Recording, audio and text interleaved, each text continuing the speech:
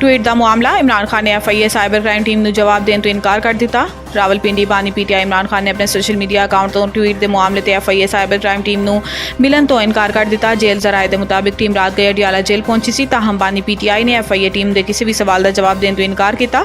इमरान खान ने FIA team तो शामिल तफ्तीश होने तो भी इनकार किया तो FIA टीम को जवाबन किया कि किसी भी सवाल का जवाब मुगला की मौजूदगी देवांगा। दूसरी जानिब FIA टीम ने बानी PTI का मौकफ तहरीरी तौर पर हासिल कर लिया। वाज़ेह रहे कि FIA टीम रियासत मुखालिफ वीडियो की तशहीर से तहकीकात कर रही है।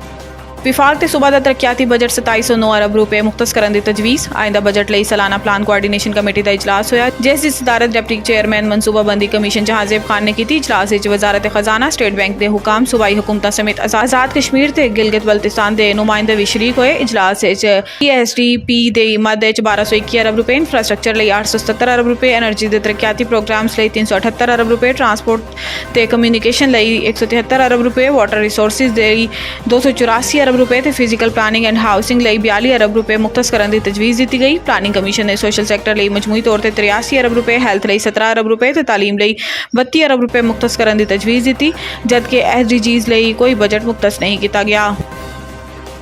वज़ीर आज़म के खिलाफ तोहीन अदालत की दरखास्त काबिल समात होने वफाक तो जवाब तलब। लाहौर हाई कोर्ट वज़ीर आज़म शहबाज शरीफ की जानिब तो जजिस को काली भेड़ा कहने तोहीन अदालत की दरखास्त की समात हुई। अदालत ने वज़ीर आज़म के खिलाफ तोहीन अदालत की दरखास्त काबिल समात होने के मुतल्लिक विफाकी हुकूमत को जवाब तलब कर लिया। जस्टिस वहीद खान ने एडिशनल अटॉर्नी जनरल तो इस्तफसार किया कि तुसीं दसो कि दरखास्त काबिल समात है या नहीं, जिससे अटॉर्नी जनरल ने जवाब दिता कि गुज़िश्ता रोज़ सुप्रीम कोर्ट ने भी यही सवाल उठाया सी।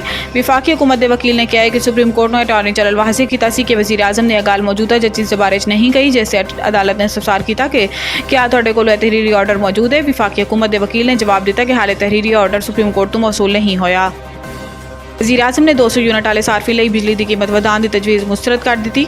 विफाकी हुकूमत ने बिजली के प्रोटेक्टेड सार्फी को बिलों की मद रिलीफ देंदे हुए 200 यूनिट तक की सबसिडी बर्दाश्त करने का फैसला किया। जराए के मुताबिक वज़ीर आज़म शहबाज शरीफ ने 200 यूनिट इस्तेमाल करने वाले लिए टैरिफ नाम बढ़ाने की हदायत की थी। प्रोटेक्टेड सार्फिन लिए बिजली के नर्क वधाने की मुआशी टीम की तजवीज़ मुस्तरद कर दी। जराए का दसना है कि बजट तकरीबन 2 करोड़ प्रोटेक्टेड सार्फिन को बिजली नरखां सबसिडी दी जाएगी तो आइंदा माली साल बिजली नरखां इजाफा प्रोटेक्टेड घरेलू सार्फिन लिए नहीं किया जाएगा। जराए के मुताबिक बड़े सार्फिन लिए बिजली टैरिफ इजाफा नहीं माली साल के पहले माह होएगा तो प्रोटेक्टेड सार्फिन रवां माली साल के अख्ताम तक 160 अरब रुपए की सबसिडी दी जाएगी।